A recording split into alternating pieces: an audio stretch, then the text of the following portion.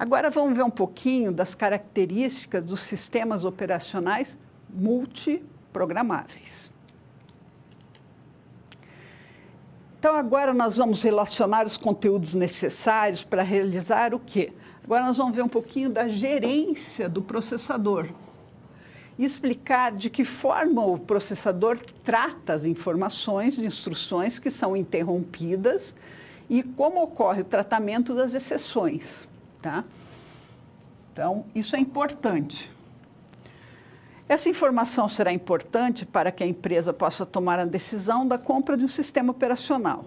Então, vamos ver a explicação de como é importante a escolha de um sistema operacional que seja multiprogramável. Tá? Nós temos, vocês vão aprender no futuro que tem algumas linguagens de programação que fazem esse tratamento das exceções. Tá?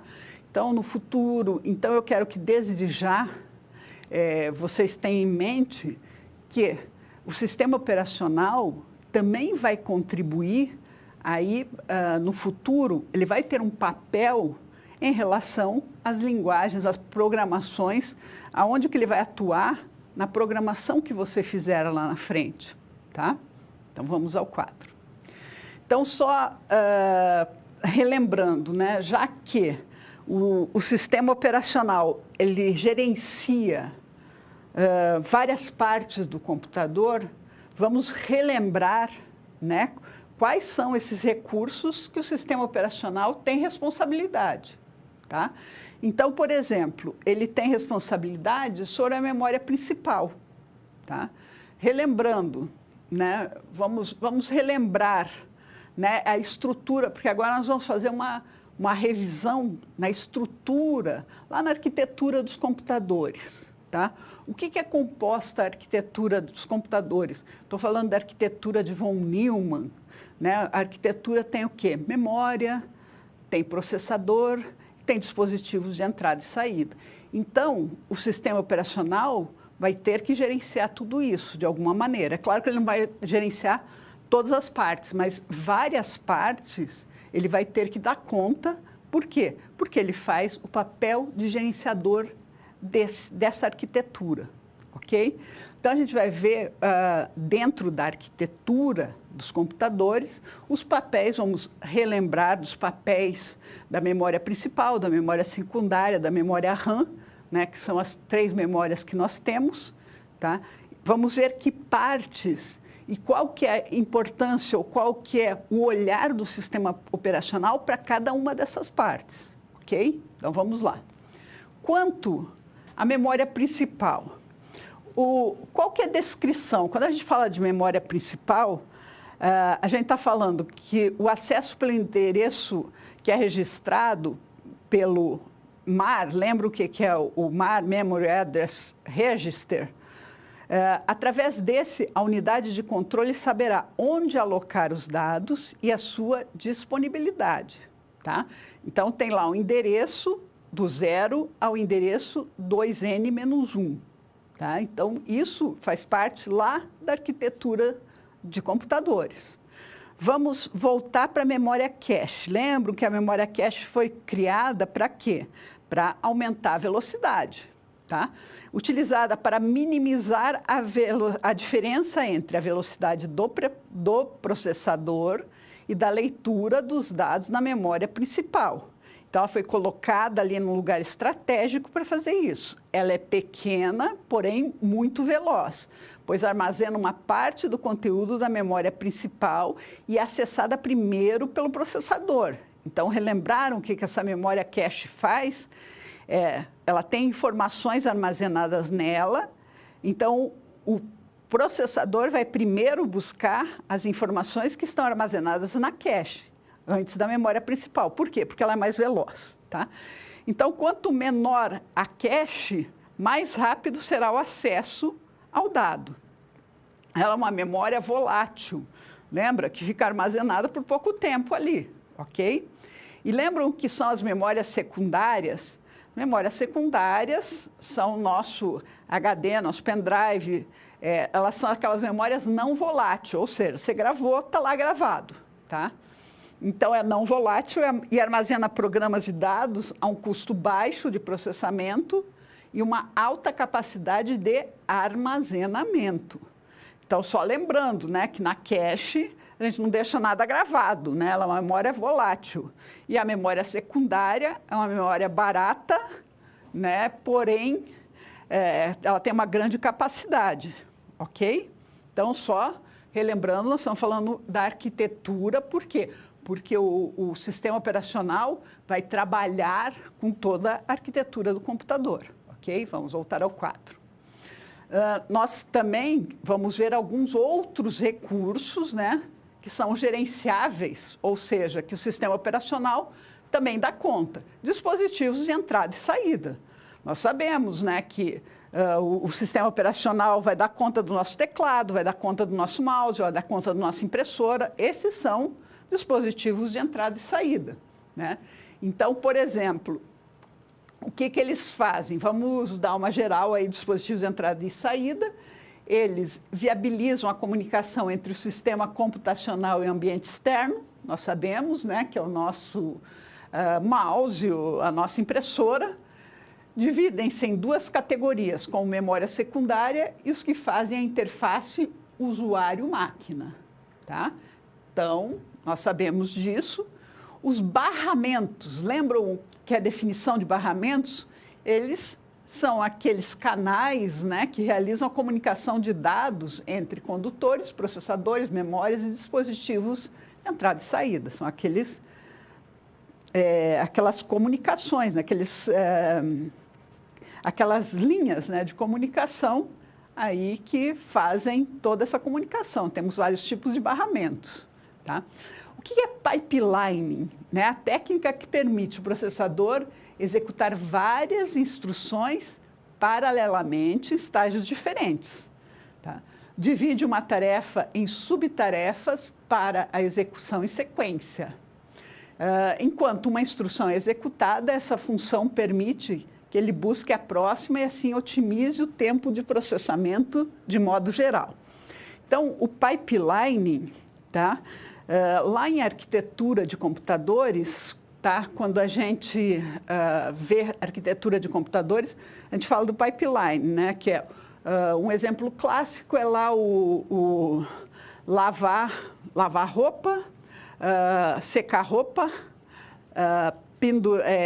pôr no varal a roupa e guardar a roupa, tá? Se você leva 15 minutos para lavar, 15 minutos para secar, 15 minutos para pendurar e 15 minutos para guardar, 15, 30, 40, 1 hora você faz isso. Mas, quando você põe na máquina para lavar, beleza, 15 minutos. Quando você tirou e você vai pôr na secadora, tá? Você pode pôr a próxima roupa já para lavar. Quando você tirou para secar, e assim você faz o pipeline, você vai, a cada máquina, entre aspas, né, que você está tirando as roupas, esse é um exemplo clássico, né? Estou resumindo aqui porque em arquitetura de computadores vocês veem esse exemplo, né? Então, também, o pipeline aí é um conceito que é trazido, por quê? Porque o sistema operacional também vai trabalhar, vai ter esse olhar aí para essa forma de trabalho. Vamos voltar ao quadro. Arquitetura RISC-CISC, né, que aí os processadores interpretarão os dados e as instruções em uma linguagem de máquina, né, de acordo aí com a arquitetura RISC. A RISC tem poucas instruções e são executadas diretamente pelo hardware, né, trabalhando com os registradores, e a CISC possui as instruções aí mais complexas, e elas são interpretadas por microprogramas, né, da memória ROM. Então, possui aí um pequeno número de registradores. O software, né, são aqueles programas que fazem a interface com a gente, né, com os usuários e o hardware. Né, o tradutor, né, o tradutor tem por função codificar as instruções de linguagem de máquina, né, interpretadas pelo código-fonte, pelo processador, né, que é o código-fonte.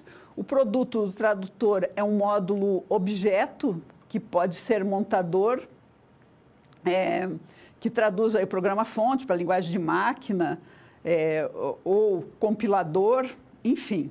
Nós temos o interpretador, que traduz, que não produz o módulo objeto, traduz para instruções, por exemplo, o BASIC, né?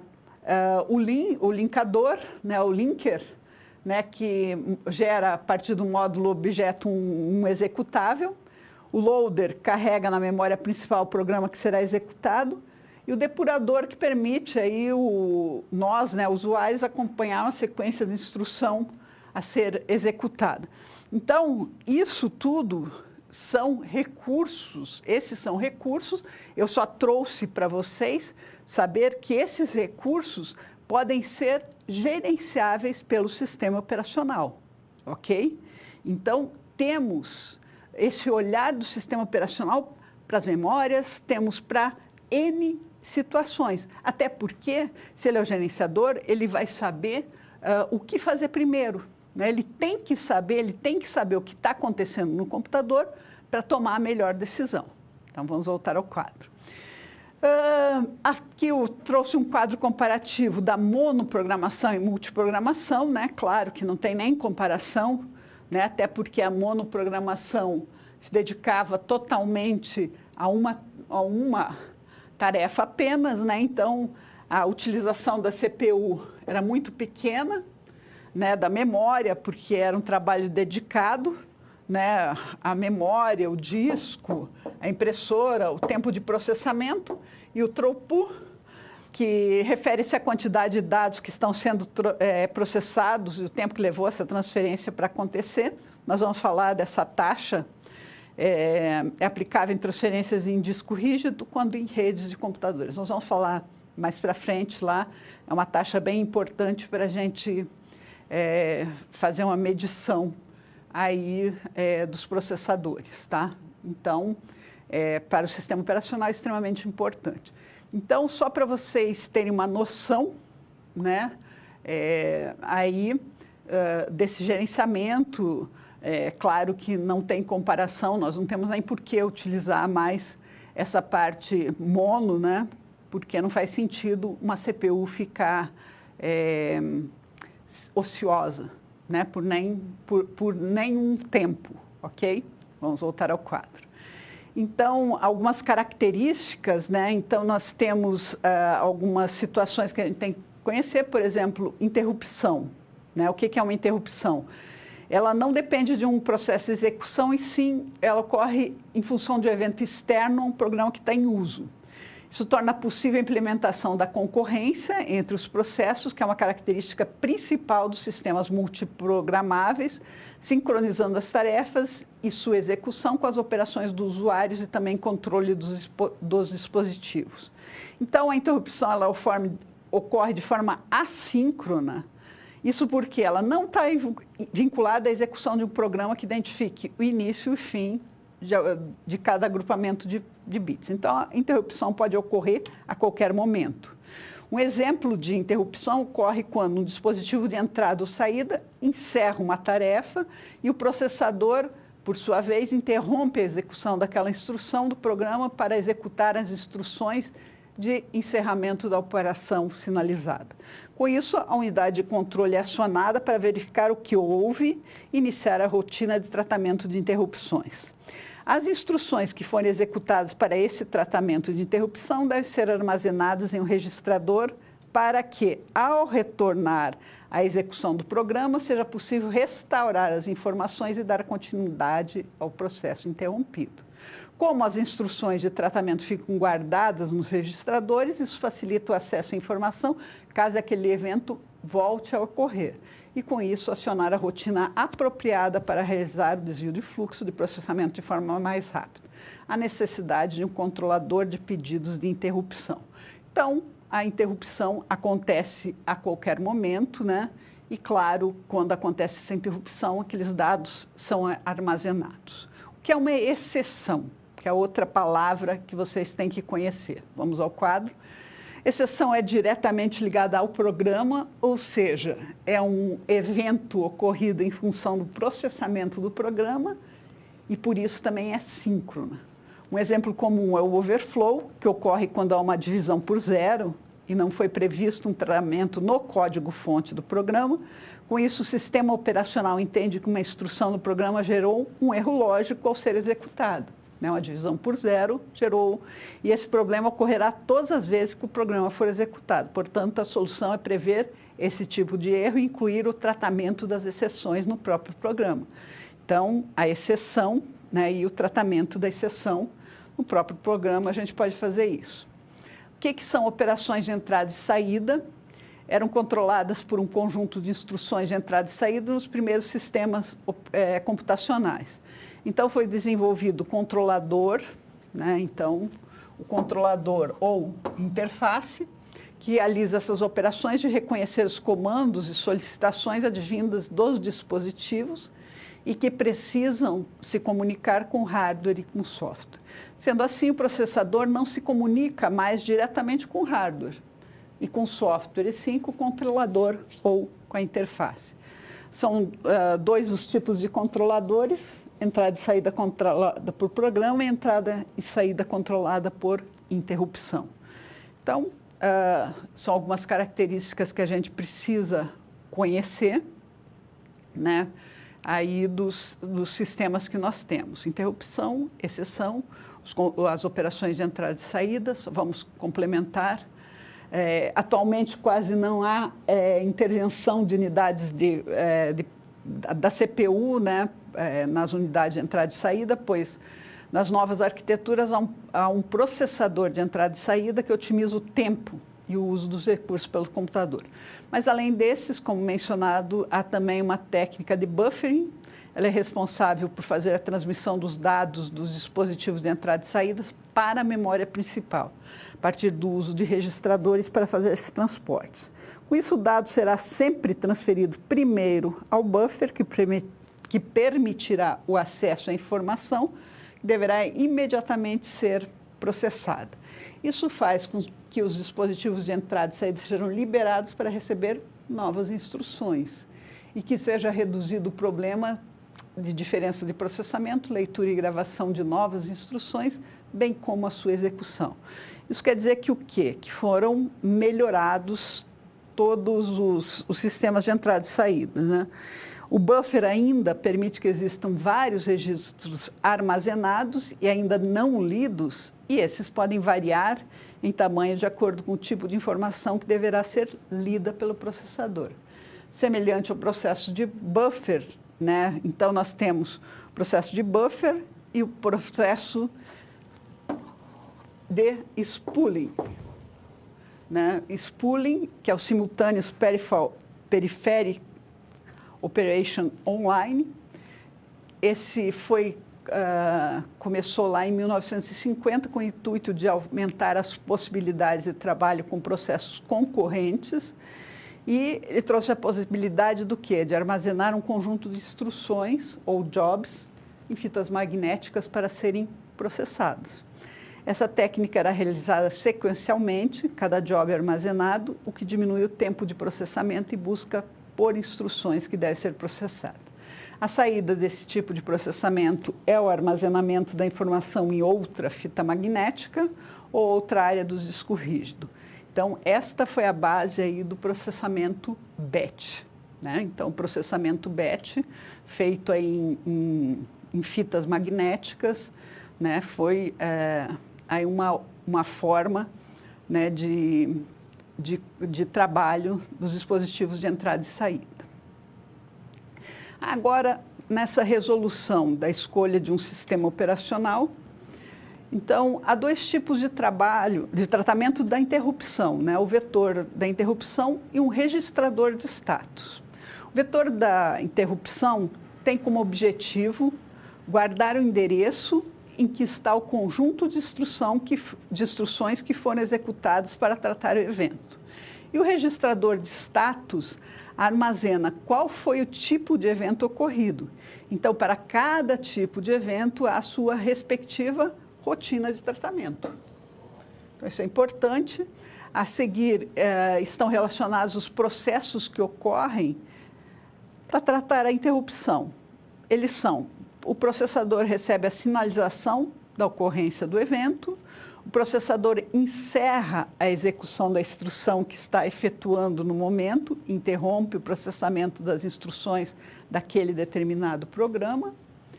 Os registradores do tipo PC, ou seja, de contagem de instruções, são acionados para guardar essas instruções.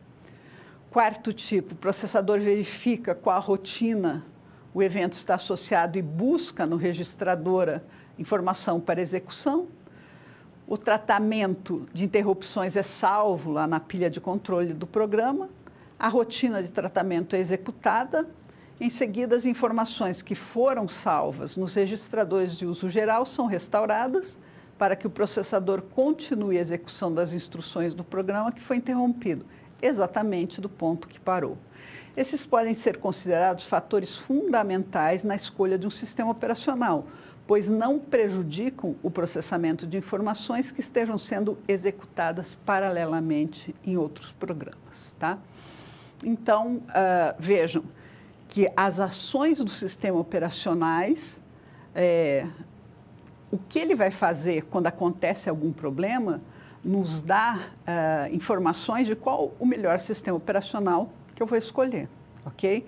Então, são vários detalhes, né, de como ele faz o gerenciamento, de como ele trata, né, quando acontece algum problema, o que o sistema operacional faz, né? Então, nós estamos, claro, vendo superficialmente, nós vamos entender, né, na nossa disciplina como ele gerencia tudo isso, né? Por que ele dá prioridade para algumas situações ou para outras, como ele tem, quais as condições que ele tem para fazer isso, ok? Então, vamos lá.